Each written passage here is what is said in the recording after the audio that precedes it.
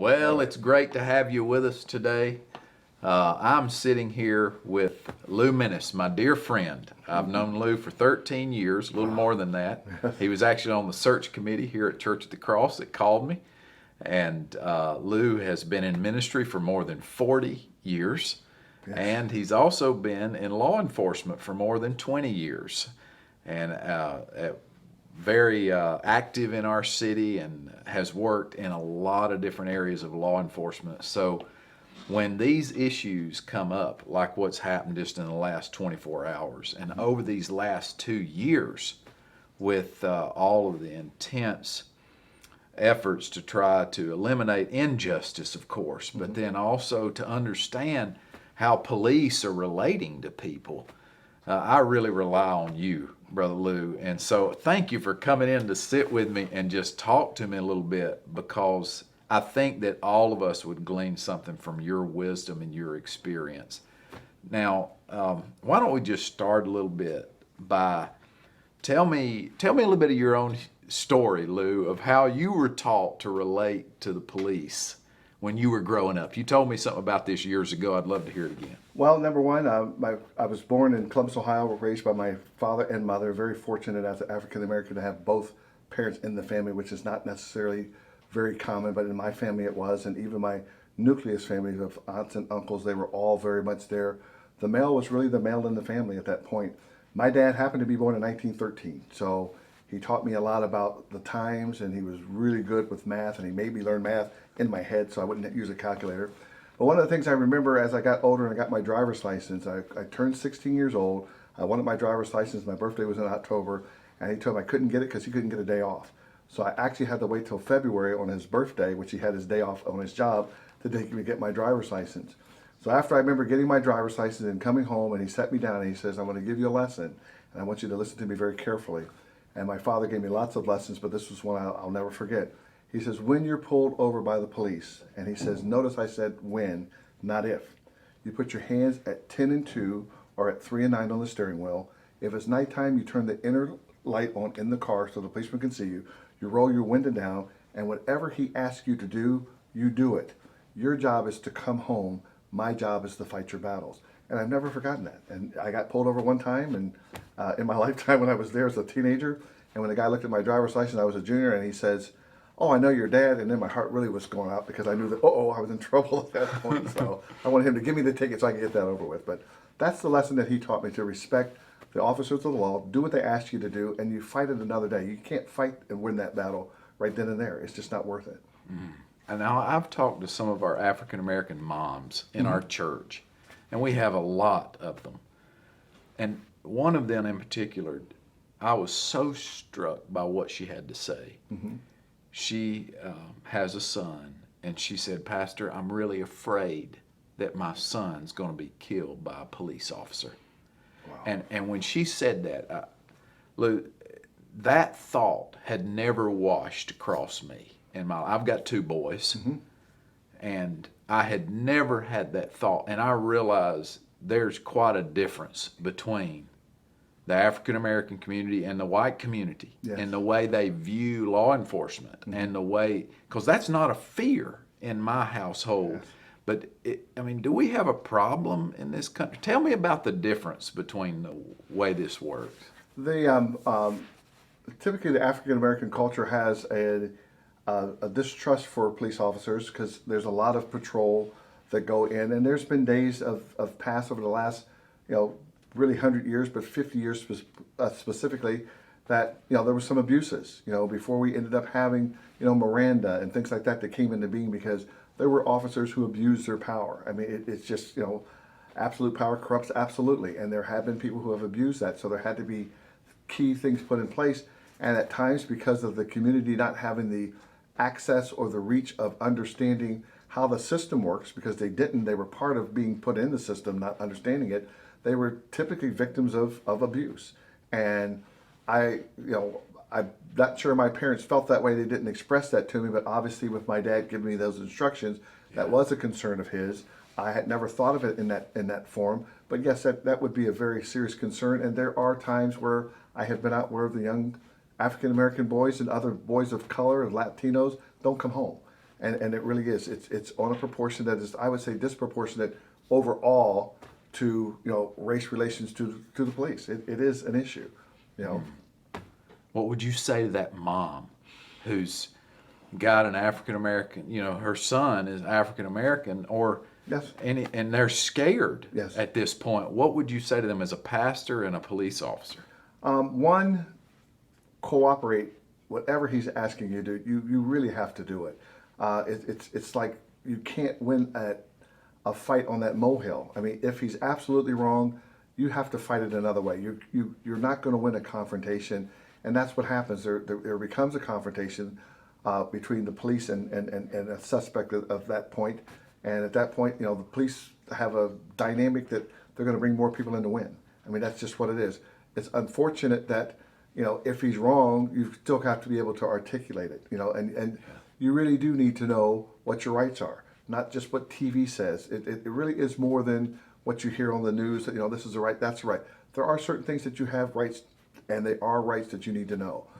We as police officers handle people differently as typically because we know people know more. If I arrested an attorney, there's certain things that I wouldn't say to an attorney that I would say to a normal guy. And that happens with anybody. You have a different dialect with them because you know that they're at a different level. So for the mothers that are out there with young men that are, have a high potential of coming into contact with police officers or any law enforcement, you just need to, I know that it sounds really cliche to say, you need to respect me and I'll respect you. And that's a great analysis, but it doesn't work that way in reality. What you need to do is cooperate and deal with it at a different time, because right there is not the time to deal with it.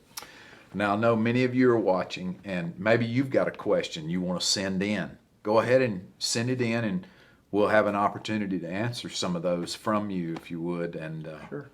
Now, Lou, let's talk about this a little bit from the police perspective. Mm-hmm. What kind of training does an officer? You've been in police work and law enforcement and been deputy and very much involved in that for decades. Yes. And so tell me a little bit, what's the training involved in this? We are constantly put into different, when we go out to the range, we have different scenarios that we do. We spend, usually a whole day, if not more, out there at our shooting facility with different scenarios. That is common. I'll have a relative of mine say, hey, let's go shoot guns. And it's like shooting gun in a range to me is a job. So there's a lot involved with it. But we also are taught in different classes. We have classes for human relations. We have classes on, how to interact with the public. We've got classes on now, that we've had here recently within that past couple of years of people who are videotaping you and how we're to respond. So the agencies today, especially our agency, which has seemed to be very, very progressive in trying to get us the information so that we can have a better interaction with the public. I mean, there is a perception, like I said, it's just countrywide. It's not just local that, the police are bad and they're out to get everybody. That's not how we wake up in the morning. It really isn't. That is not on the actual typical police officer's mind. He wants to go out. We want to do more for, our society. We're really interested in protecting our society. I knew two of the guys who went in on the Pulse. They're personal friends of mine, but they didn't hesitate to sit back to say, these guys don't like me. They go in, as I would have also. The same thing. We wake up in the morning to protect our society, to keep this society free. So we take what we learn and we try to apply it, and that's pretty much what we get. We get a lot of training for, how to interact. Wow. Well, what about, Lou, say something about how difficult it is for a police officer to do their job. It's a different job than really almost any other job, and I compare the military a level above us because they go around the world to protect this country. We have different, when I say we have different standards, we have a higher standard. We're held to a different standard than the public. People are cussing and spitting and swearing at us and throwing things at us, and as a human being, you want to retaliate or defend yourself, and we have to sometimes just hold the line. We have to sit back and say, we have to bite our tongue. We have to sit back and say that, these are things that, are allowing people to open and express their anger and aggression at us, but we have to keep the peace. And part of keeping the peace is we have to take things that are difficult to take. So It's a very difficult position to be in, along with all the other things that are going on in your personal life at times. You know, you bring that, you have to cut that off at work and go to work. You have to also, like I said, listen to the things that are going on in people's lives that maybe even in your mind personally you're relating to, but you can't let that interfere. So it's a difficult task, and it takes special people to step up to do that. And when we hear about officers that may have overstepped their bounds, I know there must be just hundreds of thousands of officers every day faithfully doing their responsibilities. How much more difficult is your job now to do than it was decades ago? Extremely different. There has been, a new element, obviously, media that has come into being. That we'll take a picture and send the picture in, and then, that's what most people judge it on. There are officers out here who make mistakes, and in the mistakes, they're the ones who are paraded, over and over again in front of the public as, this is what all the police officers are like, and it's not what all the police officers are like. But we have to live with that. The citizen will come up and say, all you guys are just bad. But then again, you can't say, no, it's not me. You have to just take that and go on. So I would say that, again, it takes a special person to be able to deal with that, take that, not take that on a personal level. It's just part of what happens with the job. It is part of the job that you're going to be criticized, you're going to be condemned, you're going to be, there's a lot of stuff there. There's a lot of good stuff there too. And it takes one good person to walk up to say, I really appreciate what you're out there doing for us, to make us continue to say, we're going to keep on going. Have you lost friends on the job, the people that you've worked with? Not on the job. I've lost friends in our society that have, just gone another way. And that happened actually more in the beginning of my career than toward the end of my career. There were people that, oh, you can't be a friend of mine because you're a cop. And, I chose this profession, and the answer is no, I can't be a friend of yours if you want to continue to live that lifestyle. What about police officers? Have you known police officers to be killed in the line of duty? Yes, I have. I've been in one shootout back in the 90s. It's not like TV. I have lost some officers that are very close friends of mine in the line of duty. It is very difficult to see a guy 1 minute and the next minute he's truly really gone. It's not TV where, he's shot, he gets up, and then he's in another movie. It is a reality that we have to live with. It's not something that any one of us want. Most of us, live to go home at the end of the day. That's our goal, is to go home the way you left. And, take care of the public, do what you can, but you need to go home. We all have families and friends. We're not just police officers. We're fathers, we're husbands, we're sisters, we're your brothers, your cousins. We're still people out there. How should we respond as a church when we see things in the media like this, when we see people are apparent injustice? We don't know the whole story. Like you say, you may only get one snapshot of what's occurred. How should we respond as a church and as Christians? I think as Christians, as the typical society, that one snippet of of whatever the video was, and I got a glimpse of it today. It was about 30 seconds long. The encounter was not 30 seconds, so there had to be a larger dynamic that took place up there to go through an officer's mind. We're trained to go through a lot of scenarios. That scenario is not a scenario that we haven't been trained before, that a guy will sit there that supposedly has a gun and he won't turn around. Those are some of the things that we practice. As a church, as a society, let it play out. I know that we feed on the emotion of oh, that looks really bad, and this guy must be wrong. I really don't know. That's why I really don't want to comment on things I don't know all of the facts about. That's typical for us when we do an investigation. Before I can conclude my investigation, I've done all the information and gathered all the stuff that I can get from it. To take that and to run with it as if, well, those guys are bad and then every other cop is bad because of that. That's really, I hate to use the term fair, but it's honestly just very inaccurate because we don't have the information to make a determination. Mm-hmm. Do you think there's been a lot of injustice to the black community down through the years? Oh, yes. Yes, there has. I haven't been a direct part of it in that case. I have lived some injustices, obviously, in my life. In my mind, I put that as just an experience that you learn from and you move forward. My mind works that way. I take failure as something you learn from, and not failure as something that, oh, it's bad. It's just something that is part of it. You take it, you critique it, and you move on. What do you think needs to be done? I mean, some people have suggested, certainly in our day of technology, we can come up with something that's not lethal to a person that would end their threat. I mean, what do you think needs to be done, or because it seems to me like all of these things are moving to some sort of conclusion. Some have suggested gun control. Some have suggested some other type of tasering or something some technology that would keep somebody what are your thoughts about this? On the technology side, the taser was very effective at one point. From my understanding, the guy was tased today and it didn't work. So obviously, technology doesn't always come through. I think the biggest thing we've got to learn to do on both sides is better communication.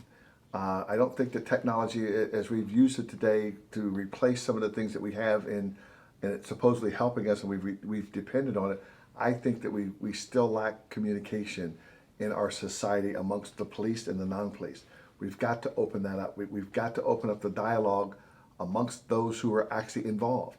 I don't think that that we could, change things that are happening. But if we get a dialogue where I can understand how someone else feels, they can understand how I feel, I think that's going to open up a paradigm shift, if you will, to say, ooh, there's a different way we can take a look at this. We have issues. We really have issues, and yet we're going to have to address them. How can the church help with that communication? They are, in our church, and I'm talking about overall, when I say our church, I'm saying our church in the world, we are actually the tone setter really for the community. And that's what we have to be. And I've said this, and I've said this before to you, that, our society's morals have slipped because the church has not stepped up.